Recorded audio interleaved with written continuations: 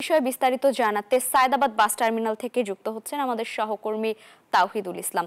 তাওহিদ, ঈদের চতুর্থ দিন আজ, কেউ কেউ ঢাকায় ফিরছেন, আবার ঢাকা ছাড়ছেন অনেকেই। সায়দাবাদ বাস টার্মিনালের কেমন চিত্র দেখছেন একটু জানাবেন।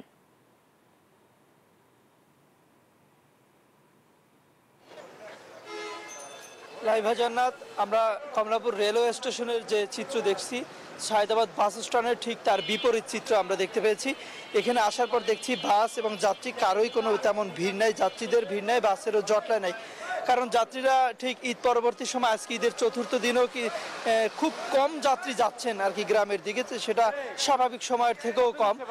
আর মানুষজন আসছে বেশি, কিন্তু এই বাস স্ট্যান্ডে কোনো মানুষের ভিড় নাই। এর কারণ হচ্ছে বাস সেই যাত্রাবাড়ির আগে থেকে যাত্রী নামাতে এসে এই দিকটা খালি অবস্থায় বাস স্ট্যান্ডে ঢুকে, এবং বাস যাত্রী নামিয়ে এবং সাথে সাথে এই যাত্রাবাড়ি সায়দাবাদ বাস স্ট্যান্ড ত্যাগ করে আবারও তাই সে ঢাকার বাইরে যাত্রী ট্রিপ ধরতে আবার দ্রুত চলে যাচ্ছেন।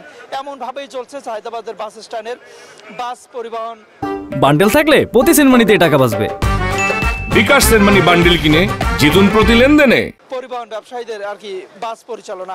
আর যাত্রীরাও সায়দাবাদ বাস স্ট্যান্ডে খুব বেশি একজন নামেন না, কারণ জনপথ মোড় থেকে শুরু যায় যাত্রাবাড়ির জনপথ মোড়, ওইদিকে বাসগুলো যাত্রী নামাতে আসলে বাস খালি হয়ে যায়। অর্থাৎ সায়দাবাদ বাস স্ট্যান্ডে আসা পর্যন্ত বাসে তেমন একটা যাত্রী থাকে না, এবং দুই একজন যা থাকে বাস থামানোর সাথে সাথেই তারা বাস স্ট্যান্ড ত্যাগ করে, এবং বাসটিও স্ট্যান্ড ত্যাগ করে সে ঢাকার বাইরে চলে যায়।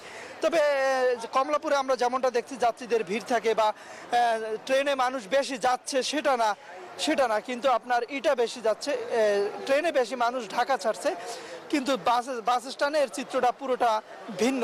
বাস স্ট্যান্ড আমরা মোটামুটি খালিয়ে দেখছি, যেমন নাই যাত্রীর ভিড়, তেমনি বাসেরও জটলা নাই। এই ছিল সায়দাবাদ বাস স্ট্যান্ড থেকে আমার কাছে থাকা সর্বশেষ তথ্য। তাওহিদ, ধন্যবাদ আপনাকে।